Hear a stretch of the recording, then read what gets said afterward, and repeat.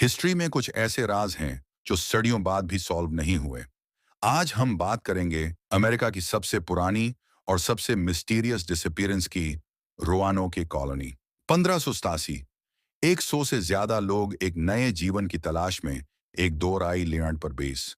लेकिन सिर्फ 3 साल बाद जब उनका लीडर वापस आया, वहां कोई नहीं था। ना लॉग, ना लाशें, ना स्ट्रगल के निशान, सिर्फ एक शब्द, सिरोअतुअन। नई दुनिया का सपना।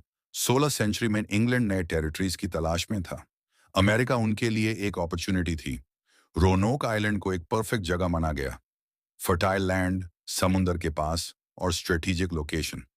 2517 में गवर्नर जॉन वाइट के लीडरशिप में 115 सेटलर्स यहां आए। इनमें औरतें और बच्चे भी थे।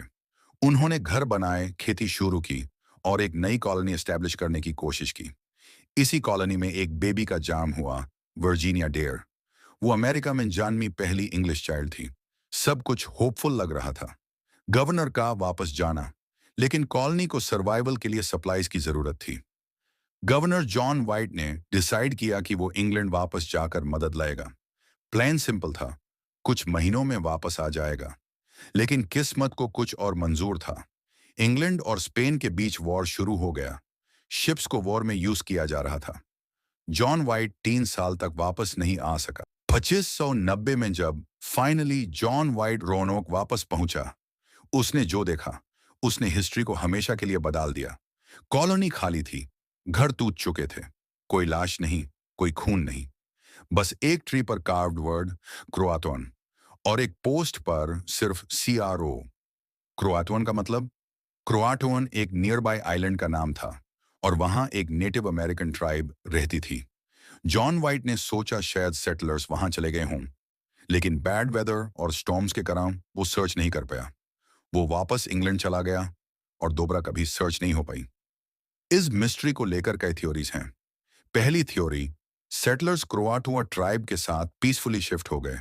दूसरी थ्योरी, किसी अटैक में मरे गए लेकिन एविडेंस खत्म हो गया।